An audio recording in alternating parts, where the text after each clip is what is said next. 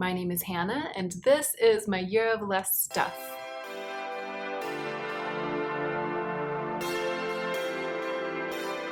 Welcome to another self-sponsored review. This review is sponsored by me. I purchased this product for the purpose of review for my YouTube channel. It didn't come in PR. I also didn't really buy it for myself. I bought it for review, and then the question of whether I will keep it for myself and whether I would buy it for myself with my own budget, that is one of the questions I'm going to answer as part of the review. The product in question is this. It's the Becca Ignite Liquid Highlighter. This is a new release. I purchased the limited edition shade, which I believe is a collab. It's the shade Love. It is the lightest one. It's lighter than any of the permanent shades. It is the only one that looks white. I believe that the lightest shade in the permanent range is sort of like a pale rosy color, maybe a pale champagne-y color. It's a little bit hard to tell what the lightest one is because I think that the lightest one currently isn't on Sephora available for purchase, maybe because they're hoping that people will pick this one instead. But I do believe that the lightest one that's on Sephora right now that's permanent isn't actually the lightest one in the permanent range. This is the only one, however, that looks white in the tube. It's the only one that has a white base. And on the Sephora website, it says it's a translucent base illuminated by multicolored pearls that sparkle like diamonds. So I don't know if my experience with this is emblematic of the entire range. I don't know how different the formula of this one is to the permanent shades. I can only speak to this one, the one that I have. So it's specifically going to be a review of this product, the shade Love, the limited edition shade. Let's go ahead and get into the meat of the video.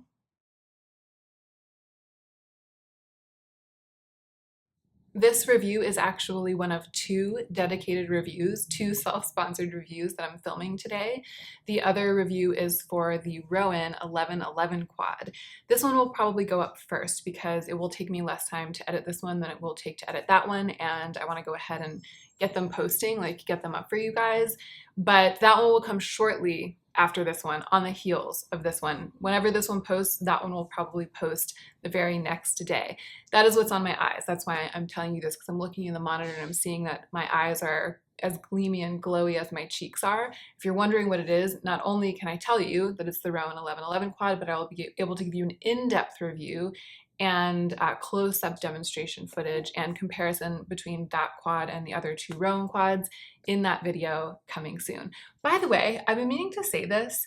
I usually don't say this, but if you are watching my videos, if you've been watching them, if you are a fan, if you consume my content and you're not subscribed, could you please subscribe? All right, in line with the way that I'm planning to proceed with these reviews, these dedicated reviews going forward, I have written out a list of questions that I had about this product when it first arrived. I've had this for a while. I've worn it almost every day for at least a week. I actually ordered it before the Sephora sale started. If you didn't watch my video about the Sephora sale and you're like, why didn't you wait and get it on sale? Then that's answered in that video. So I'll try to remember to leave that link down below so you can go and watch it. I had all sorts of questions about this. I really love liquid highlighter. I have very pale skin. I was hoping for an absolutely incredible, transparent, super sheeny, and sort of slightly rainbowy, reflecty highlighter that I could blend into my cream blushes and that would then set down onto the body. I had high hopes for it setting down onto the body, what am I talking about? Onto the cheeks and onto the body, onto the skin. That was the word I was looking for. The word skin. I was hoping it would set down. I had those high hopes because I believe that this is supposed to be a reformulation or like a relaunch of Becca's liquid highlighters, and I had one of the liquid highlighters at one time in my long history with makeup, and it did set down on the skin. It was a very cosmetically elegant and easy to work with product. So I was hoping that this was going to just be like an amazing kind of transparent rainbowy version of a formula like that. So these are the questions I had, and these are the questions I'm going to answer for you based on my week-long experience with this.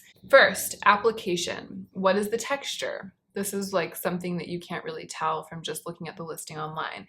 Is it thick? Is it thin? Is it goopy? Is it sticky? Is it smooth? Is it fluffy? Is it oily? It could be any of those things. Liquid highlighters come in so many textures.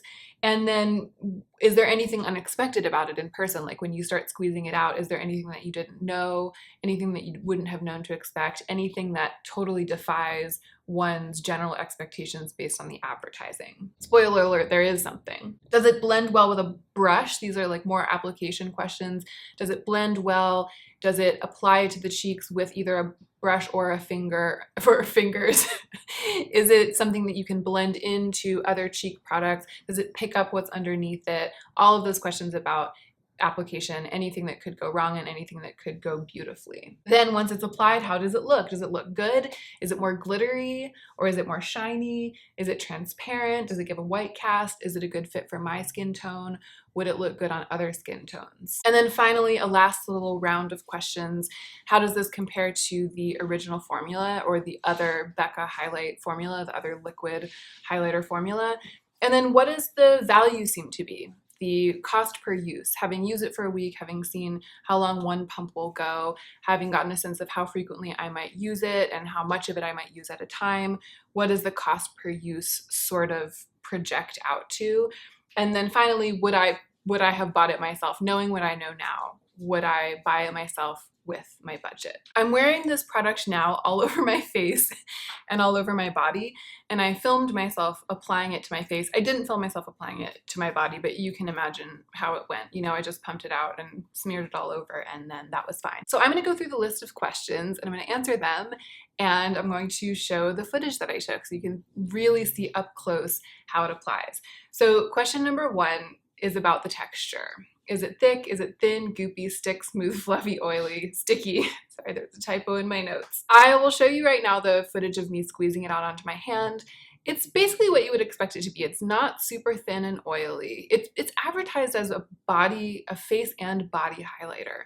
And a lot of the body highlighters that have come out over the past year or two have been really thin and oily and drippy. Like you couldn't squeeze it out onto your hand and then hold your hand up vertically without it all running down. This is not like that. It's much more of a cream. But then when you start to blend it out onto the skin, it gets pretty liquidy pretty quickly, and it feels very, very oily.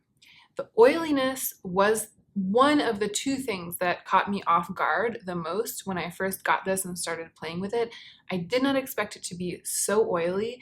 It's almost like a cream-shaped oil when it pumps out, when you start blending it out. It's like an oil with a suspension of a bunch of glitters in it. It's definitely transparent, just like advertised, and that's absolutely lovely for someone with such pale skin. But the oiliness concerned me because I didn't know how it would blend with my other products. The other thing that shocked me when I first squeezed it out and started blending it out is the scent. It does say on the website that it is scented. I was trying to guess what the scent was when I first smelled it, and I guessed that it was something like really spicy, because I love this. I actually happen to love the scent. I love it as a perfume. It smells kind of musky and earthy, really warm, very, very vanilla, but vanilla with like that spicy undertone. It smells like the perfumes that I absolutely love, like the warm, comforting, powdery, earthy vanilla. So I was shocked when I looked on the website and it says that it's infused with an energizing fragrance blend of juicy pineapple. Do not smell that at all. Fresh coconut, also do not smell that at all. It does not have that beachy, sunscreeny scent. And orange flower notes. I also don't smell orange flower at all. I smell a sweet, musky vanilla, almost like a really, really good, like vanilla Bath and Body Works lotion that smells so good that you're kind of surprised that they have it at Bath and Body Works, but every once in a while, like they happen to hit it out of the park. It's like that. That's what it smells like. I love it, but it is shockingly strong and I can smell it all day long.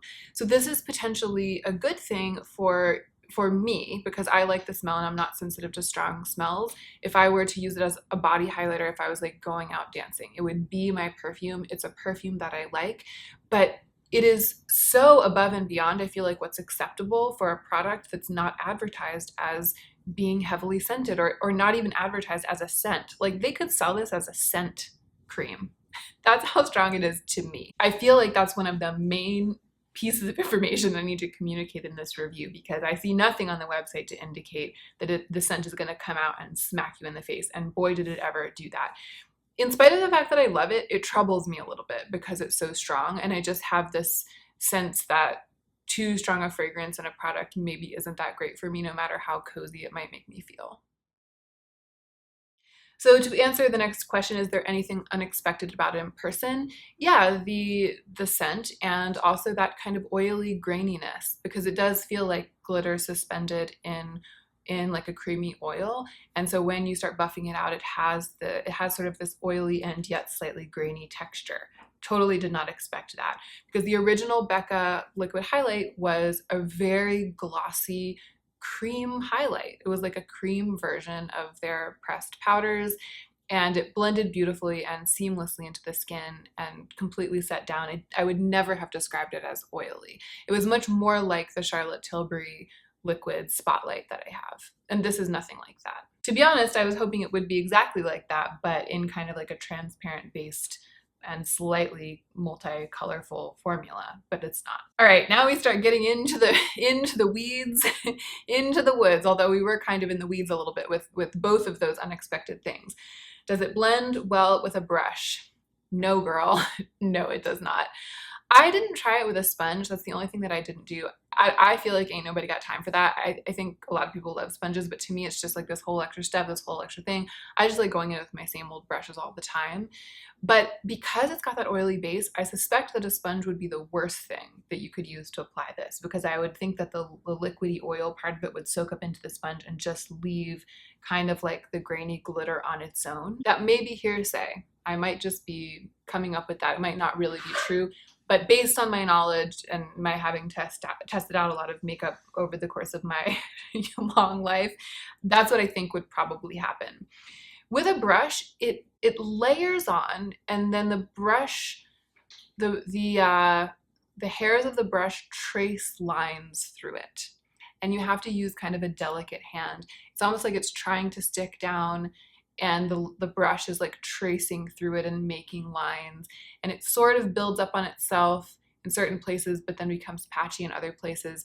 And we're moving into the rest of the questions about application right now, but predictably, because it has that oily finish, the oil breaks down whatever else is underneath it. And for me, that's not too much of a problem, because I try to minimize the amount of base that I'm putting onto my cheeks, because I just feel like if I'm going to put blush there anyway, I might as well have a blank canvas. And so I have fewer layers, because I just like to have a more natural look on my skin. But it's not just the traces of concealer on my cheeks that it gets in amongst. It's the blush, the blushes that I'm trying to blend it with.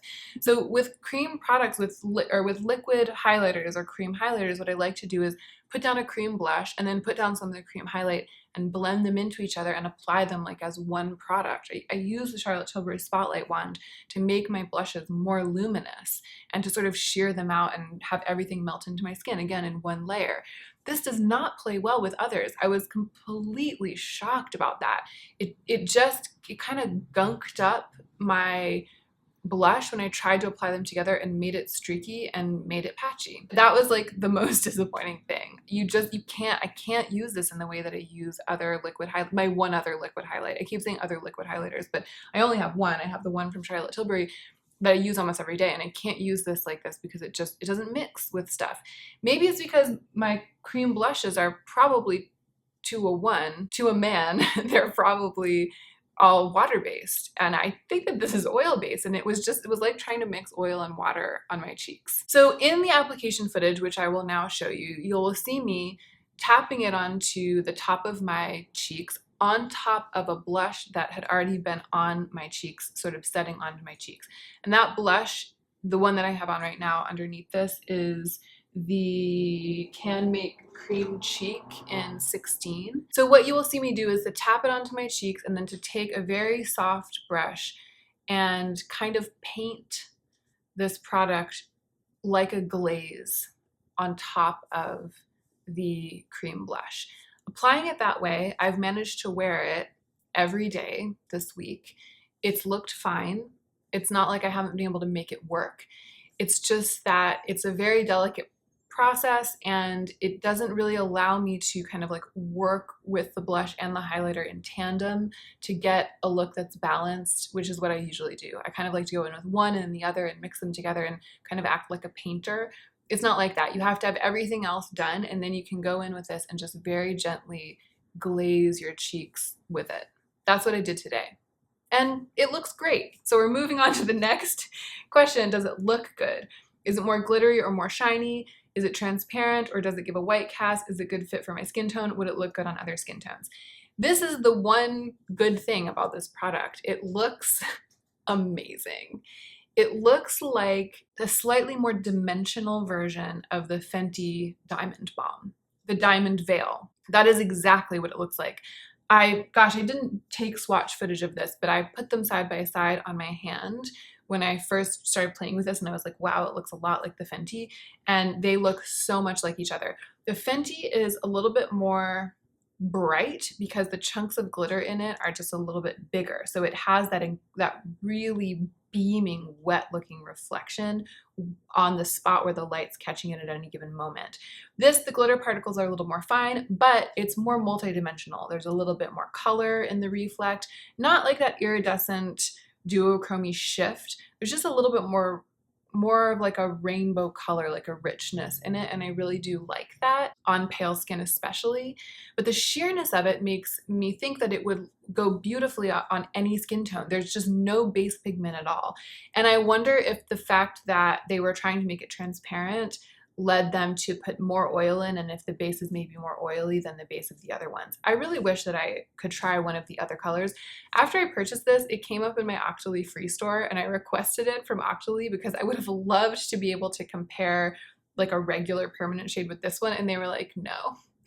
They denied my request, which happens, it's fine, but it would have really been great. I'm looking forward, I know that Lauren is getting it from Octoly. I'm really looking forward to hearing what she has to say. The thing that's great about it, again, is that I think it could work for absolutely anyone. I think that it wouldn't leave a white cast. I don't think it has a white cast. It's just the glitters, the glimmers. So in the same way that the Fenty Diamond Balm is totally universal because it's completely sheer, this is that too. All right, so that was its shining moment. It looks absolutely beautiful. If you can manage to get it applied to your face or your body, it looks absolutely beautiful. Now we're going back into the woods. Does it set down or does it stay tacky? It does not set down. It stays, I mean, tacky is kind of a strong word, although is it though? No, it's not a strong word. It's the right word.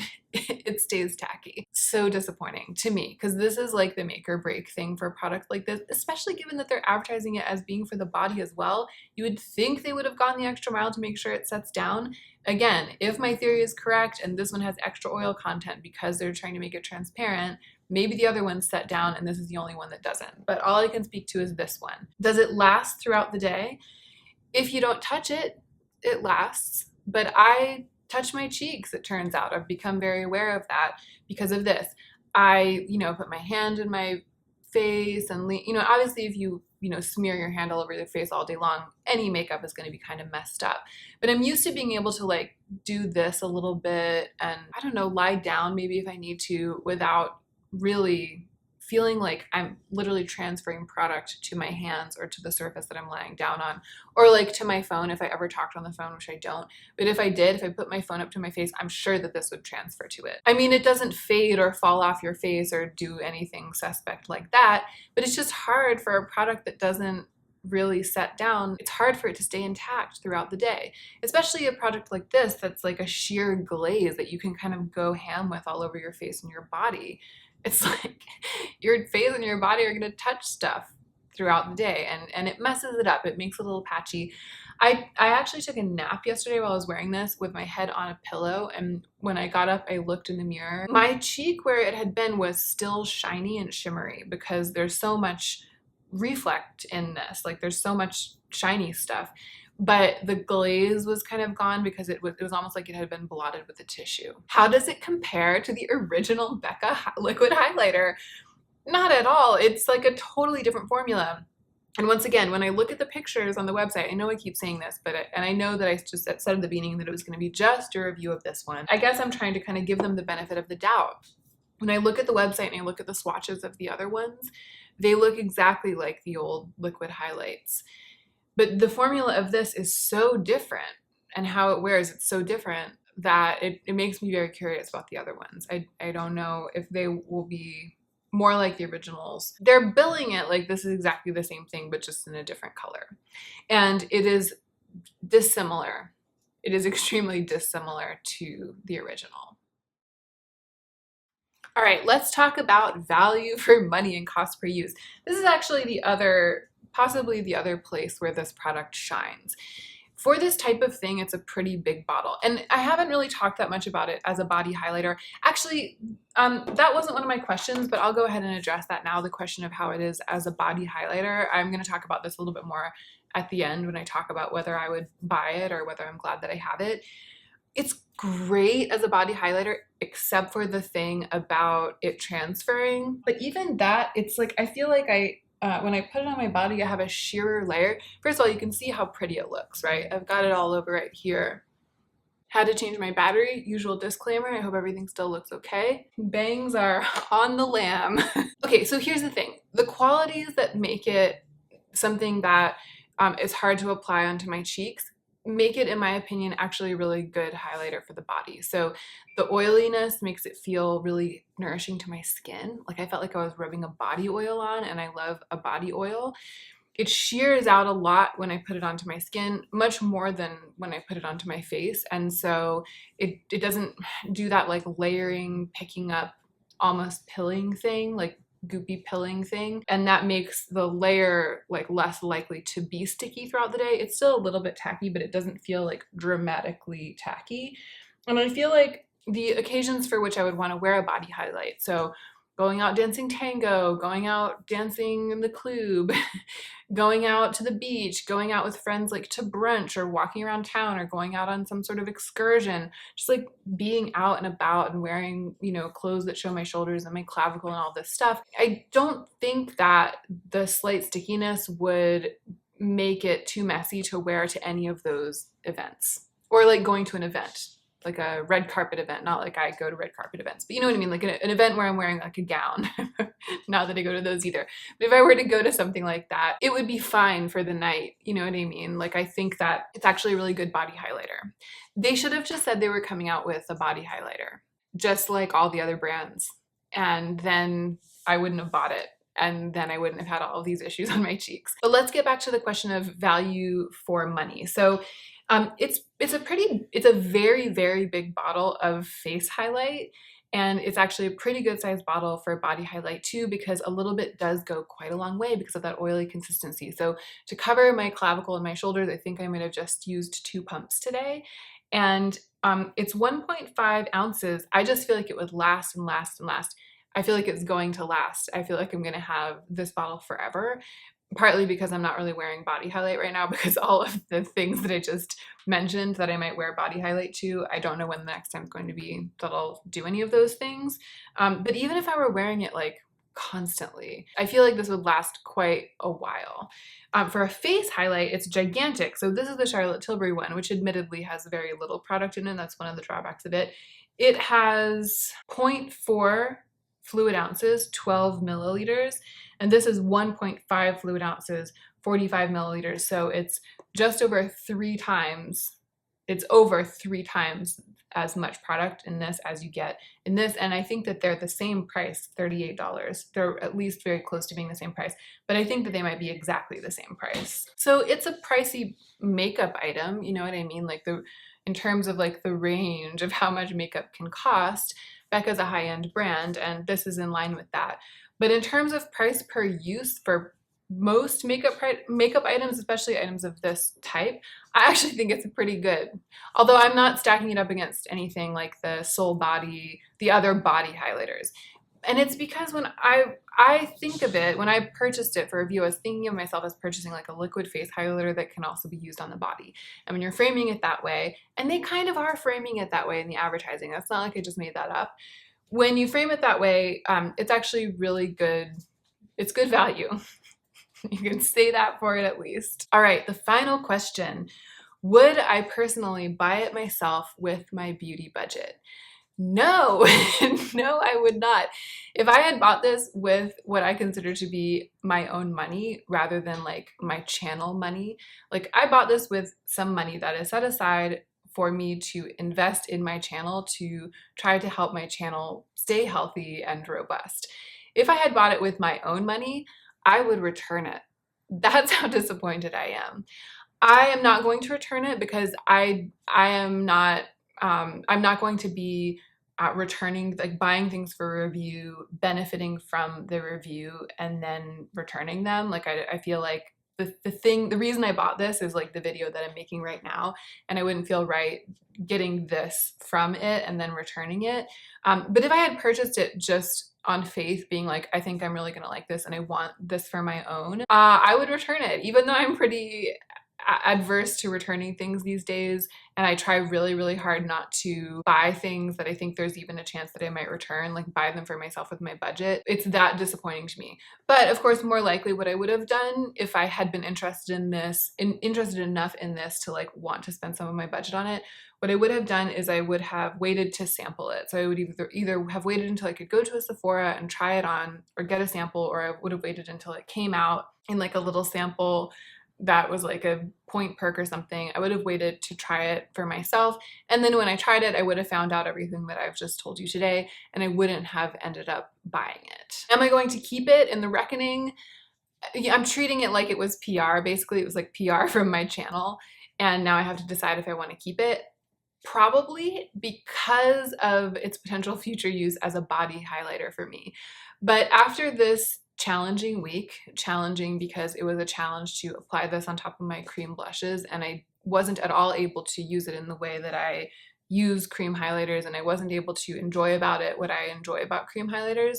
After this week, I probably won't use it again on my cheeks. I'm probably gonna like put it in my bathroom as a body highlight that I'll occasionally wear once I start going back out and about in the world. It was a serious disappointment in terms of a cheek product. So those are the answers to all of the questions. Thank you guys so much for helping me by telling me on my last single product review what you would have liked to know, because I came up with a question about the Patrick Ta Major Brow, a list of questions, I came up with a list of questions about Major Brow, and then as I went through the review, I answered all of the questions.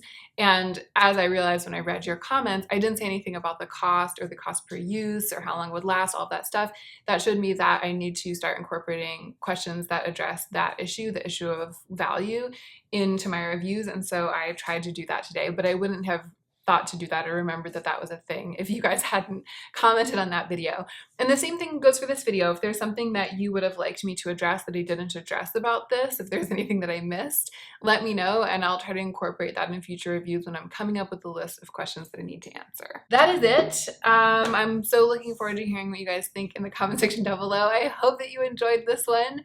And I hope that you are remembering to take extra good care of yourself right now so that you can be the most effective version of yourself as you do your work in the world.